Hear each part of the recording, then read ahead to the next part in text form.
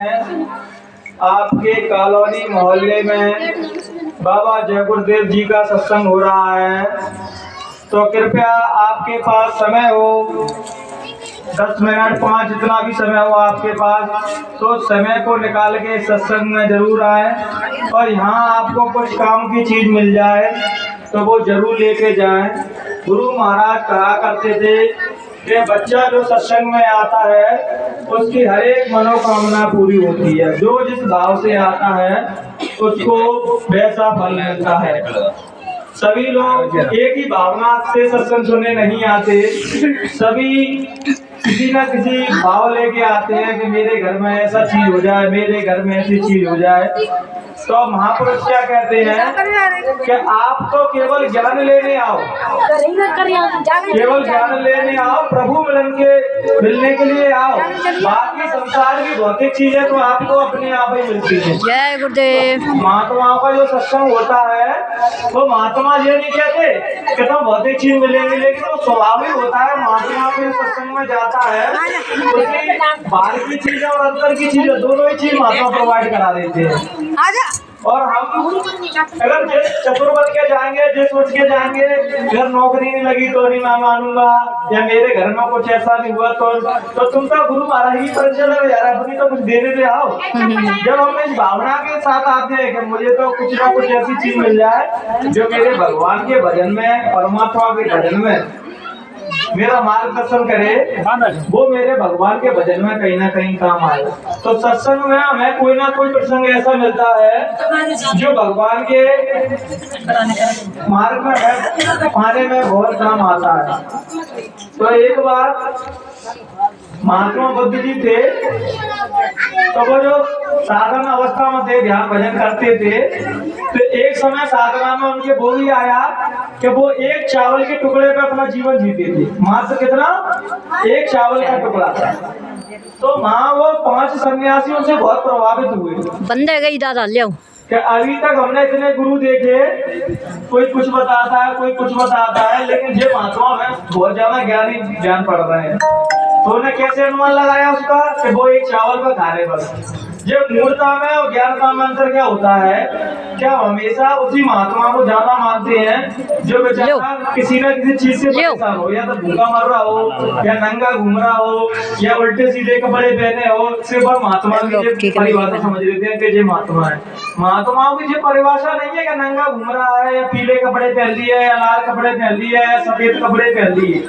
महात्माओं की परिभाषा ये है कि उनको चरणों में बैठ के उनके शब्दों से परमात्मा के वो शब्द झड़ रहे हैं या नहीं, परमात्मा की भक्ति उनके अंदर से निकल रही है या नहीं। लेकिन हम लोग क्या करते हैं, अक्सर ऐसे ही महात्माओं को समझ लेते हैं, जंगल में लकड़ी लगा के बैठे हैं, उन्होंने महात्मा हमारे कोई गुण नहीं है, लेकिन हम जाके हाल अपना सिर टेक देते हैं, जो महात्मा हम जंगल में पहुंचे। जंगल में जाने से या घर रहने से महात्मा साबित नहीं हो जाते। महात्मा कब साबित होते हैं? जब हम भगवान का स्मरण करते हैं, भजन करते हैं। गुरु महाराज ने हमें जो पैगाम दिया है तो जंगल में भागने का नहीं दिया है। आप जाओ जिस जगह हो, बस वहाँ ही भगवान को 2 घड़ी याद करो, सुबह याद करो और शाम को याद करो। जब वो तुम्हें याद करता रहेगा तो फिर तुम्हारे भी सारे काम बनेंगे। तो 5 सन्यासी प्रभावित हो गए महात्मा बुद्ध से, तो उनके पीछे लग गए, उनको गुरु बना दिया। तो एक बार क्या हुआ कि सभी सन्यासी, महात्मा बुद्ध और 5 सन्यासी अलग अलग पेड़ के नीचे बैठ के ध्यान कर रहे थे सभी लोग। तो वहाँ एक लड़की आई, युवती आई, वहाँ एक नौजवान लड़की, तो वो बेचारी खीर लेके आई। वो क्या पीपल के पेड़ पे खीर चढ़ाने आती थी कि बेचारी छोटी समाज की होगी। तो उस टाइम पे क्या था कि मंदिरों में छोटी समाज को जाने की अनुमति नहीं थी। कोई मंदिरों, बड़े बड़े मंदिरों में छोटे छोटे समाज को घुसने नहीं दिया जाता। तो छोटे छोटे समाज के लोग क्या करते थे, कोई मंदिर को पूज रहा है, कोई पेड़ को पूज रहा है, कोई भूरे को पूज रहा है, कोई ना कोई पूजा करती थे आदमी अपनी आत्मशांति के लिए।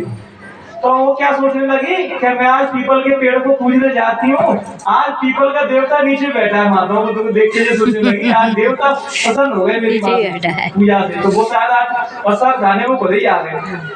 तो वो जैसे खीर लेके आई तो वो इतने प्रेम से बोली महात्मा बुद्ध से कि महात्मा बुद्ध से भी रहा नहीं गया। वैसे वो एक चावल का टुकड़ा ही खाते थे, तो उसने वो खीर का वो पतीला लिया और पी लिया। तो जैसे ही वो 5 सन्यासियों को पता पड़ा, कहने चावल का टुकड़ा छोड़ के खीर खा ली पूरी, तो नहीं जो धार्मिक हो गया। अब बताओ कैसी कैसी परिभाषा दे देते कि उसने खाना खा लिया, धार्मिक हो गया। क्या ये बताइए बहनों भाइयों, कोई खाना खाने से या भूखा रहने से कोई ज्ञानी की परिभाषा है? कोई ज्ञानी की परिभाषा क्या है? जो सुबह शाम भगवान का भजन करे, जो भी व्यक्ति उसके पास आए उसको सदमार्ग दिखाए, सच्चाई का रास्ता दिखाए, और वो खुद बुराई छोड़े और दूसरों से भी कहे भैया बुराइयों में कुछ नहीं रखा, अच्छे मार्ग पर चलो तो अच्छा फल मिलेगा, गलत काम करोगे तो गलत परिणाम मिलेगा। प्रकृति जी का साक्षात नियम है कि जो आप जैसा कर्म करोगे वैसा ही आपको फल भोगना पड़ेगा। तो वो पांचों सन्यासी महात्मा बुद्ध को जो कह के बुद्ध तो भ्रष्ट हो गए, सिद्धार्थ तो भ्रष्ट हो गए, जो कह के और चले गए।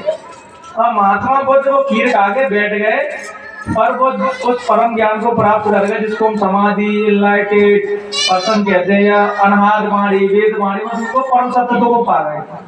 तो क्या हुआ, तो उनके अंदर जिज्ञासा हुई कि वो पांच सन्यासी मेरे साथ कब रहे जब मुझको ज्ञान नहीं था, तब मुझे गुरु बना लिया था, अब मेरे पास ज्ञान आ गया तो वो भाग गए मेरे यहाँ से। तो उन्होंने कि सबसे पहले उनको ज्ञान दूंगा, उसके बाद मैं संसार में बांटूंगा। तो पांचों सन्यासी के पीछे चले गए महात्मा बुद्ध, तो जाके उनको सारनाथ में पकड़ पाए उनको। तो उन्हें देखा कि सिद्धार्थ आ रहा है, पांचों ने देखा, तो उन्हें कोई परिणाम नहीं करेगा इनको, ये भ्रष्ट हो चुकी है। उन्होंने क्या परिभाषा बना ली, खीर खा ली और भ्रष्ट हो गए। आदमी पता नहीं कैसे कैसे मूल रूप है कि खाना खाने को आदमी कह देते हैं भ्रष्ट हो गए, और कोई बेचारा भूखा मर रहा है, परम ज्ञान को प्राप्त हो गया, ज्ञान की परिभाषा उन्हें खाने से कर दी। तो वो पहुंचे, तो महात्मा बुद्ध ने जब देखा सन्यासी, तो पहले तो वो आ नहीं रहे, जब महात्मा बुद्ध का मुखमंडल देखा, उनकी वाणी देखी जा रहा, वो खिंच रही थी वो उनकी तरफ। तो जैसे पांचों के पांचों आए, हम आपको प्रणाम नहीं करेंगे ना आपका सम्मान करेंगे, ये आपसे भ्रष्ट हो चुके। तो नहीं, मैंने तो कहा ही नहीं कि तुम मेरा सम्मान करो, तो तुम यहाँ क्यों आ गए? पता नहीं कहता मैं खिंचाव हो रहा था। तब उन्होंने कही कि हे महात्मा पांचों, तुम मुझे चरम आंखों से देख रहे हो, मैं तुम्हारे सामने वो सिद्धार्थ नहीं हूँ जो तुम मुझे वहां छोड़ के आए थे। अब मैं बुद्ध हो चुका हूँ, मतलब मैंने परम ज्ञान को प्राप्त कर लिया है। अगर महात्मा मुझे देखना चाहते हो तो अपने दोनों आंखें बंद करो और अपनी हिया की आंख खोलो। पर कहते नहीं कहा हिया की खोली। तो वो जब वो उन ऋषिगणों ने सबों ने आंख बंद करके देखी तो उन्हें वो परमात्मा का स्वरूप दिखने लगे। इन आंखों से परमात्मा को हम नहीं देख सकते, क्योंकि जे आंखें तो झूठ बोल रही हैं, चोरी कर रही हैं, बढ़ियाई कर रही हैं, सारे काम गलत काम कर रही हैं। तो जब परमात्मा की ओर जाते हैं लोग क्या सुनते हैं, जे आंखों से देख रहे। मंदिर मस्जिदों में जाते हैं हम तो मूर्तियां दिखती हैं, वो भगवान भी दिखते हैं। भगवान कैसे होते हैं? अपने जैसे बोल रहे हैं, खा रहे हैं, जैसे अपन हंसी मजाक कर रहे हैं वो भी कर रहे हैं, लेकिन अपना अंदर पसंद उठते ही नहीं इतने गहरे। अपने पसंद कैसे उठते हैं? मंदिर गए, दिया रखा है, अगरबत्ती लगाया है, बस हो गया काम। मैंने कहा धार्मिक हो गए। धार्मिक होना इतना सस्ता नहीं है कि टीका रख लिया या पीले कपड़े कर लिया या दिया रख दिया तो धार्मिक हो गए, नहीं। धार्मिक का मतलब होता है, संतों ने कहा कि 10वां द्वार खुल गया कि नहीं, उसका 9 द्वार को जो सभी लोगों को दिख रहे हैं, 10वां द्वार संतों ने इसको कहा है, जब तक वो नहीं खुलेगा तब तक तुम मालिक को, परमात्मा को नहीं देख सकते। तो संत उसी की कहते हैं, उसी को बोलो, उसी को बोलो। लेकिन हम जब रात किस में लगे रहते हैं, अरे माया को बटोर लो, संसार को बटोर लो। मैं तो पूरे पुराने लोगों को बटोर देखता हूँ, तो वो संत महात्माओं के पास भी आएंगे तो वो क्या कहेंगे, अरे भोगे मोरा है रहो और एक कच्चा मकान है पलस्तर पर करवा दे, तो 1 मंजिला 2 मंजिल तो करवा दे। तो मैं कहता हूँ माता जी, जे कोई नौजवान बच्चे मांगे तो समझ में आता है कुछ नौजवान है तो वो इसी में फंसे रहेंगे, लेकिन बूढ़े पुराने भी नहीं फंसे हुए अभी। अब चला चली का बेरा है, तो जो मैं गुरु महाराज ने संदेश बताया था, कम से कम बुढ़ापे में तो हम तो अपने जीवन में उतार लें। अगर वो नौजवान जो बच्चा कहता है कि मुझे पैसा कमाना है या नौकरी करना है या कुछ भी करना है, तो मैं समझ सकते हैं वो नौजवान है भी, लेकिन बूढ़े पुराने भी इन चीजों में बंधे हुए हैं, तो फिर वो कैसे धार्मिक हो गए। और संत हमें क्या बता रहे हैं कि बच्चा भजन करो, वो ही तुम्हारे संग में जाएगा। मरकटा में आप जाते हो किसी अर्थी लेके, तो आपने कभी ये देखा है कोई अपना बैंक बैलेंस लेके जा रहा है साथ में? कोई जो सोने की चेन है वो पहन के जा रहा है। अगर पहन के जा भी रहा होगा ना तो उनके ही मोड़ी मोड़ा गले से नहीं निकल रही होगी, तो डॉक्टर से कहते हैं, डॉक्टर ने थोड़ा गला वला काट के चेन निकाल दो। और अपन जब जिंदा रहते हैं वो चेन पहना हो तो नहीं दिखाई दे रही वो चेन, तो सारे बटन खोल देगा। सर्दी वैसे पड़ रही है लेकिन चेन दिखाने के चक्कर में आदमी अपनी पूरी छाती खोल देता, देखो मैं चेन पहने। हम सभी लोग दिखावे में तो मर रहे, हर कोई अंगूठी पहन के आ गया सोने की, और कोई नहीं देख रहा तो बार बार ऐसे हाथ घुमाएगा, जैसे साथ मेरी अंगूठी देख लो, मैं अंगूठी पहना। हम सभी लोग दिखावे में ही तो मर रहा है। भजन जो व्यक्ति कर रहा होगा तो सबके सामने बेरो चिल्ला चिल्ला क्या मैं 5 घंटा भजन करता हूँ, 5 घंटा भजन करता हूँ। तुम का भजन करोगे, दूसरे ना हर नीचे दिखाओ, तुम का भजन करोगे तुम भजन। भजनानंदी जो व्यक्ति होता है ना, वो सबसे इतना प्रेम करता है, बोला वो भजन नहीं करा उनसे भी इतना प्रेम करता है। जैसे कल मैं गुरु महाराज का एक वीडियो देख रहा, गुरु महाराज क्या कह रहे, बच्चा मैं कोई गुरु नहीं हूँ, तो मैं तो आश्रम का सेवादार हूँ, तुम्हारी सेवा के लिए आया हूँ। और अपन सभी लोग थोड़ा बहुत सत्संग लेने लगते हैं, बच्चा हम लोग नए बच्चे बन जाते हैं तो अपने लोगों को ज्ञानी समझने लगते हैं। लेकिन ऐसा नहीं, तुम्हें परमात्मा के प्रचार के लिए बैठा रहा है वहाँ, खुद गुरु बनने के लिए नहीं बैठा रहा है। अगर तुम्हारा कोई सम्मान भी कर रहा है तो मना कर दो, हमारे पैर मत छीनो, हम तो केवल गुरु वाणी को आपको सुनाने आए हैं, पैर तो इनके ही छीने। ये भक्तों लोगों को विशेष ध्यान रखना है कि लोग बाग अपने सत्संगी बहुत सीधे हैं और अपने पैरों की तरफ दौड़ेंगे भी तो अपन ने खुद रोकना है, जो चीजों को अपन ने खुद ध्यान देना है। क्योंकि अपन पैर छिलवाने लगे तो अपन तो सहज भाव से छिलवा रहे हैं, लेकिन वो कब पैर छिलवाना अपने अहंकार में बदल गया, साधक को खुद पता नहीं पड़ता कि वो कब अहंकार में चीजें बदल गई। और अहंकार बदला तो धीरे धीरे ईगो बदल जाता है कि नहीं अब तो मैं ही सर्वसर्वी हूँ, कुछ नहीं। तो इसलिए जैसे जैसे साधना जो साधक ऊपर चढ़ता है रूहानियत मंडलों में, अध्यात्म की ऊंचाइयों को छीता है, उतना ही वो दिन से दिन होता चलता है, उतना ही छोटा होता चलता है कि मैं तो तुम्हारा सा बच्चा हूँ। तो मैं जैसे वही मास्टरनी अंकल आंटी हैं और अंकल हैं, तो मुझसे राहुल भाई कहते हैं, तो आज मैं सभी सत्संगियों से कह दूं कि मुझे अपना बेटा करके संबोधित किया करें कि मैं भाई तो उनके बराबर का हुई, उनसे मैं बहुत छोटा हूँ, तो मुझे बेटा कहा करें, मुझे बहुत अच्छा लगेगा। सभी लोग मुझे बेटा अपना समझे कि सभी आप मेरे माता के समान हैं, सभी बच्चे बूढ़े बुजुर्ग हैं जो सब मेरे बाप के समान है, कि मैं तो आपसे बहुत छोटा हूँ। तो भाई भाई का शब्द उपयोग ना करें, मुझसे तो बेटा ही बुला करें।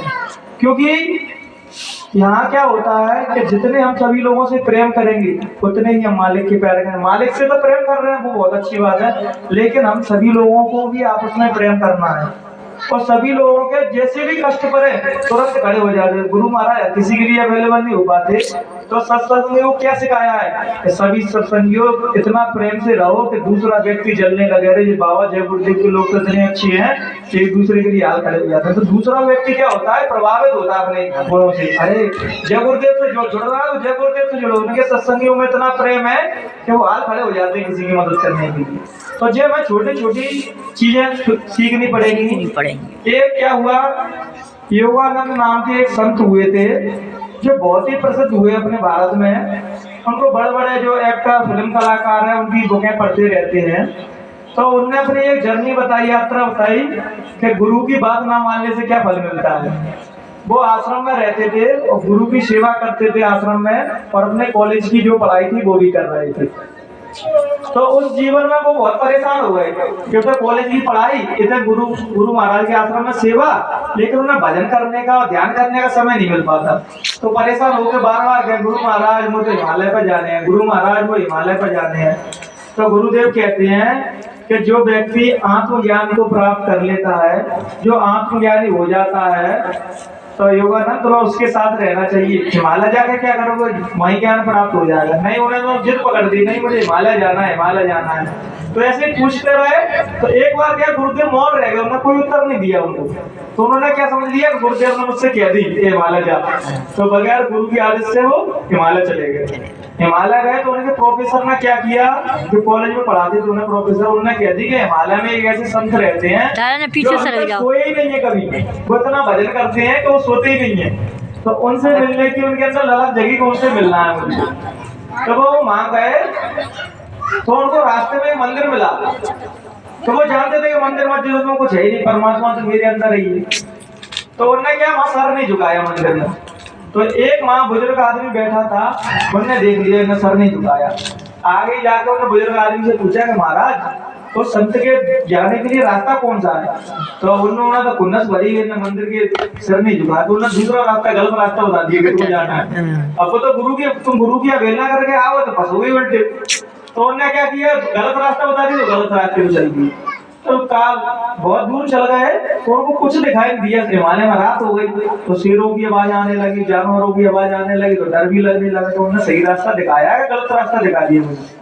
तो वहां जाकर उनको एक कुटिया दिखी जिसमें एक दिया जल रहा था। तो वो एक किसान का घर था। तो जैसे उन्हें आवाज दी तो उन्हें यहाँ कोई संत मंत नहीं रहते, उनसे चिल्ला के पड़ा वो, उन्हें सोची चोर तो नहीं आके नहीं रात को। तो उन्हें हाथ जोड़ कर गए, महाराज मैं चोर नहीं हूँ, मैंने उस सन्यासी के बारे में सुना है कि जो अभी तक सोई नहीं है, वो तेरे भजन में लीन रहते हैं, ध्यान में, मुझे उनसे मिलना है। क्या वो रास्ता तो तुम पीछे ही छोड़े हैं, तुम तो बहुत आगे आगे गलत रास्ते थे। तब वो लौट के वापस जाने लगे तो किसान ने क्या किया कि महाराज तुम आज यहीं रुक जाओ और रात को कोई जानवर वानवर खा ले तुम्हें तो सुबह निकल जाना। तो नहीं ठीक है, वहां सो गए वो, और सोए भोर में ही वो निकल गए वो महात्मा के दर्शन करने। अब जैसे ही जा रहे थे, चलते चलते चलते चलते इतने थक गए, लेकिन वो महात्मा का द्वार ही नहीं आ रहा कि कहाँ है महात्मा। जब उनने हृदय से पुकार लगाई, हे महात्मा अगर मेरी भक्ति सच्ची है, मैं तुमसे सच्ची श्रद्धा से मिलने आया हूँ, तो कृपया मुझे दर्शन दे। ऐसे एक पतला सा आदमी काला सा आया, पीछे से हाथ रख दिया, हाँ बोलो किस काम के लिए आए हो। वही महात्मा आ गए। तो उन्होंने बोलो किस काम के लिए आए हो। तो उन्होंने कही महात्मा मैंने ये सुना है कि आप इतनी साधना करते हो कि आपको सोने का ही समय नहीं है। तो महात्मा ने उनको बताया कि जो व्यक्ति भजन करता है, साधना करता है, जो बस सोने से ऊर्जा इकट्ठी करते हैं, एनर्जी, वो जो व्यक्ति ध्यान करता रहेगा उससे ज्यादा ऊर्जा इकट्ठी करेगा, उससे ज्यादा ऊर्जावान शरीर रहेगा उसका। तो उन्होंने कही कि जो तुम यहाँ प्राप्त करने आए हो कि वो तुम्हें तुम्हारे गुरु नहीं करा सकते थे, तुम्हारे गुरु ने तो आत्मज्ञान को प्राप्त दे और ज्ञान ही दे, फिर तुम हिमालय में क्या लेने आए। तो कह रहे हे गुरु महाराज मैं आपके दर्शन करने के लिए आया।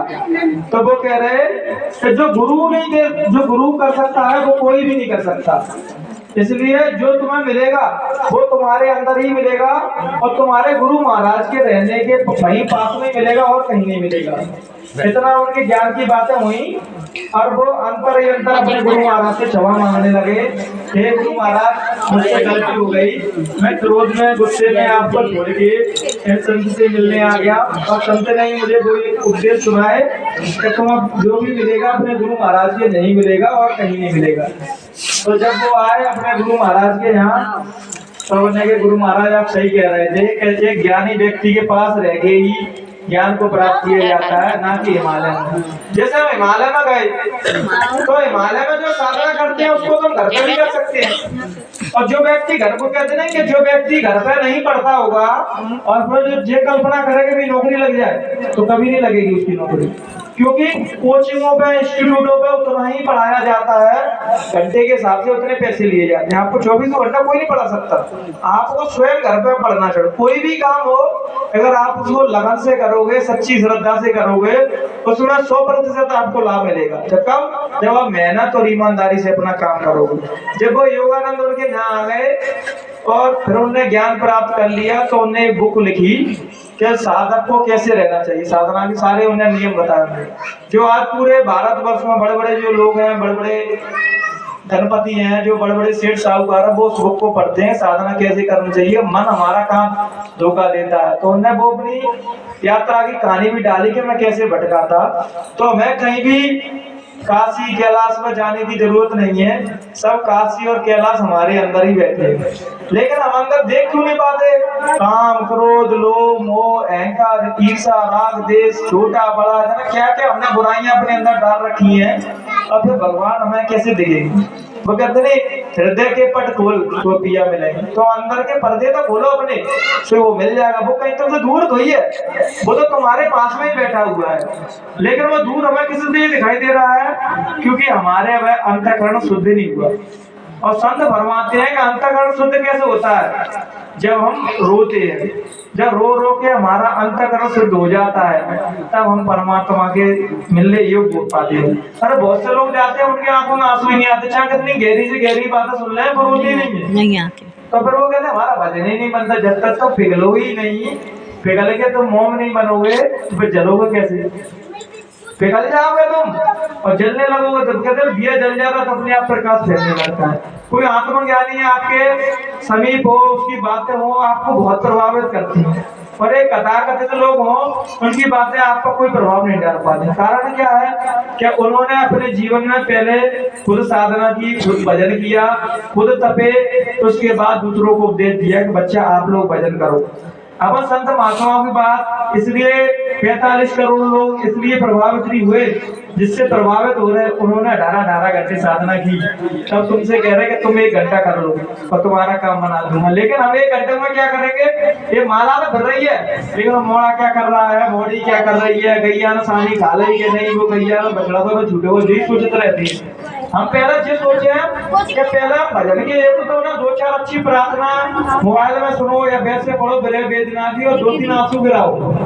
फिर 2-3 हमने आंसू गिरा देंगे, फिर जब निर्मल हो जाएंगे तब बैठो भजन पर, फिर हमारा मन तुरंत लग जाएगा। जैसे मैं सभी लोगों से कहता हूँ, जो नौजवान बच्चे हैं, नौजवान बहुएं हो, उनकी सासू माँ हो, आप 2 नियम अपने जीवन में उतार लीजिए। आपको बस किसी को मनाने की जरूरत नहीं, सभी देवी देवता आपकी बात मानेंगे, सभी लोग आपसे राजी रहेंगे। तो वो 2 लोग कौन है जो अपने जीवन में, मैंने भी उतारी है ये चीज। पहले तो गुरु को मना लो, सब अपने आप बन जाएंगे। दूसरे अपने माँ बाप को रजा लो, और फिर तुम्हें कहीं जाने की जरूरत नहीं है, किसी भी तीर्थ पे किसी भी देवता को रजाने की जरूरत नहीं है, क्योंकि गुरु में सारे देवी देवता समाये हुए हैं। जिन्हें राम और कृष्ण को मानते हैं, उन्होंने भी गुरु धारण किए। राम जी के गुरु वशिष्ठ जी थे, कोई भी काम करते थे उनसे बिना पूछे नहीं करते थे। कृष्ण भगवान के शादीपनी गुरु थे, उनके यहाँ रह के उन्होंने 12 वर्ष तक साधना की। तो जब बताओ जिन महापुरुषों को मानना है तो केवल अंधी दौड़ के लिए मानना है, वैसे ही कि ऊपर से चला रहा है राम नाम, बगल में छुरी रख दिए। इसलिए केवल मुख से राम मत बोलो, अंतर में भी राम उतारो। आज तुमने देखा होगा धर्म कर्म के नाम पे हम क्या क्या कर रहे हैं, हिंसा फैला रहा, धर्म कर्म के नाम पे जबरदस्ती बुलवा रहा है, अल्लाह अल्लाह बोल, राम राम बोल। अब जी बताइए, जबरदस्ती से कोई मार कूट के कोई मेड़ा पर चढ़ाया क्या? अपन वो प्रेम से चढ़ेगा तो ही माना जाता है, लेकिन हम क्या जबरदस्ती थोपते हैं। बहुत से सत्संगी भी कोई नया व्यक्ति मिल जाता तो उसको ऐसे पकड़ लेते कि नहीं तो जय गुरुदेव बोल, जबरदस्ती से कोई काम नहीं होते। ये काम तो प्यार का, मोहब्बत का है। यहाँ तो प्यार से जो मान जाए वो ठीक, नहीं माने तो भैया तुम्हारी इच्छा जैसा तुम करो। गुरु महाराज ने भी कही ना कि समझाना, तुम बस समझा दो, बस मानना ना मानना जो बाकी ऊपर। गुरु महाराज ने भी किसी को जबरदस्ती नहीं समझाया, और जबरदस्ती हमें किसी से भी नहीं करना चाहिए।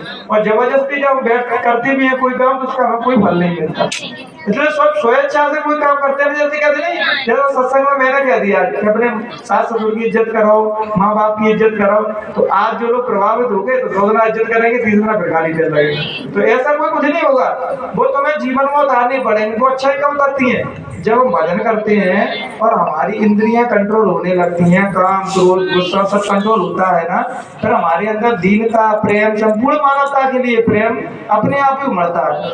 उनकी वाणी से फूल अपने आप ही झड़ते हैं, क्योंकि काका कमाल है वो भजन कर रहे हैं। तो भजन से क्या, हमारी इंद्रियां क्षीण होने लगती हैं, उनकी जो शक्तियां हैं वो कम होने लगती हैं। तो पॉजिटिव ऊर्जा हमारे अंदर ज्यादा जागृत होती है और नकारात्मक ऊर्जा हमारे अंदर से खत्म होती है। भजन का कोई लाभ कहता है नहीं, अरे भजन करा तो भगवान मिलेंगे। लेकिन पढ़ने वाले जो बच्चे हैं, साइंस को जाना मानते हैं, तो मैं एक बात उनके लिए कहूंगा, जो अपन भजन करते हैं मेडिटेशन, तो उनमें क्या भाई पॉजिटिव ऊर्जा ज्यादा जागृत होती है। और धार्मिक की भाषा में कहो तो भगवान मिल जाते हैं, सीधी सी बात है, परमात्मा मिल जाता है जिसका अपन भजन कर रहे हैं। और जो साइंस की भाषा में कहो तो वो अपनी आत्मा को जागृत करते हैं, अवेयरनेस के पूर्ण जागृत आत्मा उनकी हो गई। और जब आत्मा जागृत होती है तो उसका प्रकाश चारों तरफ अपने आप ही फैलता है। वो खुद नहीं कहेंगे, लेकिन उनका प्रकाश जहाँ भी जाएंगे, जिससे भी मिलेंगे, हर व्यक्ति उनसे प्रभावित होता है। जैसे ही मैं एक घटना बताऊं, एक केदार नाम के शख्स थे, हमारे टाल पे रहते थे।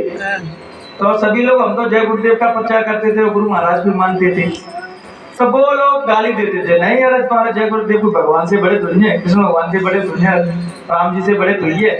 तो एक बार क्या हुआ, गुरु महाराज का ग्वालियर आना हुआ, तो ऐसे वो काम पर गोले मंदिर से निकलना था गुरु महाराज का, वो भी काम पे आ रहे थे। और तो वो जैसे कह रहा है गुरु महाराज सत्संगी क्या लगे, गुरु महाराज आ रहे हैं, गुरु महाराज आ रहे हैं, और उनकी गाड़ियां चालू हो गई। देखो तो जब गुरु महाराज कैसे, सभी लोग भाई कॉलोनी में चिल्ला रहे थे जय गुरुदेव जय गुरुदेव, देखो तो गुरु महाराज कैसे होते। तो जैसे सबों की गाड़ी निकल गई, फिर गुरु महाराज की गाड़ी बीच में आई, गुरु महाराज की भी गाड़ी आई, तो उसमें देखते क्या है, तो गुरु महाराज तो दिखाई नहीं दे रहे, लेकिन वो जिनको मानते थे कृष्ण भगवान को, बंसी वाले दिखाई दे रहे बैठे। तो उन्होंने कही ये तो जय गुरुदेव चिल्लाते जाओ, तो बंसी वाले बैठे। इतना उन्होंने देखा दृश्य और वहीं बेहोश हो गए, धड़ाम खा से गिर गए। तो जैसे ही गिरे फिर होश आया उनको, तो उन्होंने खुद वर्णन किया, रो रहे हो, वर्णन कर रहे, अरे भैया तुम लोगों से हमने अभी तक जितनी गालियां दी हो तो हमें माफ कर देना, लेकिन तुम्हारे गुरु महाराज तो बहुत ऊंची चीज है। इसलिए संत सदगुरु कभी अपने आप को महान नहीं बताते, लेकिन उनके क्रियाकलाप, उनकी जो लीला है वो महान उनको अपने आप बना देती है। कृष्ण भगवान ने कभी नहीं कहा कि मैं भगवान हूँ तो मुझे पूजने लगना, क्योंकि जिंदा जो रहते हैं वो महात्मा अपने आप को जिंदगी में भगवान के लगे तो कौन मानेगा उनको। भगवान तो उनके जाने के बाद लोग बात समझ पाते हैं उनको, और जो जीते ही जी उनके संग लग जाते हैं वो आत्माएं बहुत महान होती हैं कि किसी जीते बुद्ध पुरुष को पहचान लेना, क्योंकि मरे हुए को तो कोई भी पूछ सकता है, लेकिन जीते के संग लगना ये आज की दुनिया में बहुत ही बड़ा चैलेंजिंग काम है कि बार बार मन अपना भिजगेगा, अरे जो ज्ञानी है भी है क्या नहीं, क्योंकि कोई लीला ऐसी करेंगे तो अपने मन में मेरे को शंका उठेगी, अरे जिनको ज्ञान प्राप्त हुआ भी है नहीं, चलो ये मजाक भी कर देते हैं, तो सोचते हैं जी कैसे हैं, जिनके भी हाथ पैर है, इनकी भी दो आंखें हैं, जो बताओ जो ज्ञानी पुरुष हो जाते हैं तो उनके दो चार आंखें एक्स्ट्रा तो लग जाती हैं या दो चार हाथ एक्स्ट्रा लग जाएंगे, नहीं, उनकी आत्मा जागृत होती है, जिस आत्मा के जागृत होने से वो परमात्मा में विलीन हो जाती है। जैसे संतों ने कहा कि एक बूंद है, जैसे अपनी जीवात्मा एक बूंद है, तो जब वो समुद्र में डूब जाती है तो क्या बन जाती है, फिर वो समुद्र बन जाती है। जैसे जब हमारी चेतना जागृत हो जाती है तो उस परमात्मा की स्वरूप हो जाती है। तो जब चीज यहाँ छोटी छोटी दृष्टांत में जो हमारे सत्संगी भाई बहन बताते हैं, जो हमारे अंदर भक्ति जागृत करते हैं, और हमें ये सोचना चाहिए कि परमात्मा मेरे संग भी कोई ऐसी लीला करो। जब भजन करते हैं तो अपने संग भी मालिक बहुत आंखों चोली खेलते हैं, बहुत ऐसी लीला करेंगे कि साधक को खुद बिलीव नहीं हुआ। जैसे लोगों की मैं घटना बताऊं, लोगों पर सत्संग हुआ था, तमाम मास्टर अंकल ने मुझसे कही कि राहुल तुम्हें ऐसा तुम सेवा लेके तुम आश्रम ले जाना तो वहीं दे देना। मैं नहीं अंकल मैं सेवा में नहीं रखने मुंह मत मारो, मैं तुम ले जाओ सेवा। तो मैं घंटा सेवा करके उस टेबल से, और नीचे वहां की जो मंच थी वो बहुत ऊंची थी, अंकल आंटी ने तो देखी होगी वो, तो मैंने क्या किया सेवा के चक्कर में सेवा देके और नीचे देख ही नहीं रहा था कि मंच से गिर रहा हूँ, और मंच से मेरे एक पैर ऊपर और एक पैर उस पे मंच पे, और मैं नीचे जाते नीचे उतरा तो वरना मैं देखा जिसको बहुत ऊंचा है और मेरे लगी नहीं पाए में। तो मैंने कही जिसका अपन भजन करते हैं, जिसके जो प्रचार कर रहे हैं, तो उसका भी तो कोई दायित्व बनता है अपनी मदद करने का। तो ऐसे ही जो व्यक्ति सत्य के मार्ग पर चलता है, सच्चा कर्म करता है, अपने गुरु के आदेश का पालन करता है, उसको जीवन में कोई भी नहीं हरा सकता, और ना उसकी मृत्यु होती। मृत्यु तो संसारी लोगों की होती है, गुरु भक्तों की कभी मृत्यु नहीं होती। गुरु महाराज कहते थे कि बच्चा साधना अगर आप कर लोगे तो इसी जन्म में आपको पार पार दूंगा, साधना नहीं करोगे तो दोबारा आपको मनुष्य शरीर दिलवा दूंगा और फिर से भजन करवाऊंगा। लेकिन भजन तो हमें करना पड़ेगा, इस जन्म में नहीं तो अगले जन्म में। अगले जन्म संतों की कृपा क्या होती है कि दोबारा से मनुष्य शरीर दिलवाए थे। जैसे आपको मनुष्य शरीर नहीं मिलेगा, जिसमें क्या कह रहे हैं वेद पुराणों में, क्या जे करोड़ों युगों से तपस्या करने के बाद भी देवी देवता भी चिल्लाते हैं कि मनुष्य शरीर मिल जाए हमें, ताकि हम भजन कर पाए। तुम सोच रहे हैं कि ब्रह्मा विष्णु महादेव जे भी मुक्त हो गए, नहीं, जे भी मुक्त नहीं हुए अभी, ये भी सब चीजों में बंधे हुए हैं। अभी मुक्त कौन है? जिनका ब्रह्मा जी, विष्णु जी, महादेव भी सब भी उसका भजन करते हैं, उसके पार भी मृत्यु है। मोक्ष तब मिलता है जब उस कुल मालिक से मिल जाते हैं। उस कुल मालिक से कौन मिलता है? ये मनुष्य शरीर ही मिल सकता है। तुम सोचो भैंस जहाँ भजन करके प्राप्त कर लेगी या गैया भजन कर लेगी या पशु भजन करेंगे, भजन तो अपन ही कर सकते हैं आज है, लेकिन अपन ज्ञानी बनने के बाद उस गैया को भी अपन ऐसा बता सकते हैं कि गैया भी शरीर छोड़ के दोबारा मनुष्य शरीर मिल जाए। जैसे महात्मा किसी पे हाथ रख देती है उसको मनुष्य शरीर मिल जाता है। मैं बस एक दृष्टांत और बोल के बस अपनी बात को खत्म करूंगा। जैसे ही दादा गुरु महाराज थे तो वो क्या है, नदी में मछलियों को आटा खिलाने जाते थे। तो आटा खिलाने जाते थे तो सभी लोग गुरु महाराज से पूछे, गुरु महाराज हम मछलियों को आटा खिलाने क्यों आते हो? तो उन्होंने कहा जो मछली तो इस जन्म में है, तो जो आटा खा के और जो मनुष्य बनेंगे, जो पीछे आ रहा है इनकी तरफ इशारा कर रहे हैं, जो पीछे आ रहा है ना उसके पीछे करोड़ों की भोज लगी होगी। क्योंकि दादा गुरु के तो जाना कोई सत्संग ही नहीं थे, तो उन्होंने क्या कहा जो पीछे आ रहा है, मतलब उन्होंने आने वाले संकेत बोले। संत तो क्या संकेतों में बात करते हैं, अगर जो पीछे आ रहा है तो उसके पीछे करोड़ों की भीड़ होगी। तो जैसे ही गुरु महाराज दादा गुरु से मिले, साधना की, और आप सभी लोग देख रहे हैं नजारे, करोड़ों की जनता गुरु महाराज के पीछे रही। और सभी लोगों को कुछ ना कुछ गुरु महाराज ने चेताया। जैसे ही हमारे अंदर शंका उठती कि नहीं गुरु महाराज पूरे हैं या छोटे हैं, तुरंत वो कोई ना कोई लीला खेलते थे कि यार शंका मत कर, देख ले मैं पूरा हूँ। तो संत जो होते हैं वो पग पग में हमें बिलीव दिलाते हैं, क्योंकि अर्जुन भी बार बार उसकी आस्था खंडित हो जाती है। मन का स्वभाव है कि बिल्कुल विराट रूप दिखाने के बाद भी खंडित हो जाती थी कि पता नहीं भगवान है या नहीं। तो हमें तो जना पग पग पर विराट रूप दिखाना पड़े, कलियुगी व्यक्ति को तो बार बार विराट रूप दिखा सकते हैं, सब व्यक्ति समझ पाता है। इन्हीं शब्दों के साथ हम अपनी वाणी को यहीं विराम देंगे। अगर मुझसे कहने सुनने में माता बहनों किसी भी प्रकार की त्रुटि रह गई हो, तो मैंने तो आपसे पहले ही बोला कि मैं तो आपका बेटा हूँ, तो बेटे की बात का या किसी प्रकार की त्रुटि रही हो तो उसको दिल से मत लगाना। जय गुरुदेव। जय गुरुदेव। अब हमारे बीच में सुरेश भैया जी आएंगे जो मालिक का संदेश आपको प्रेम भरी वाणी से सुनाएंगे। जय गुरुदेव। जय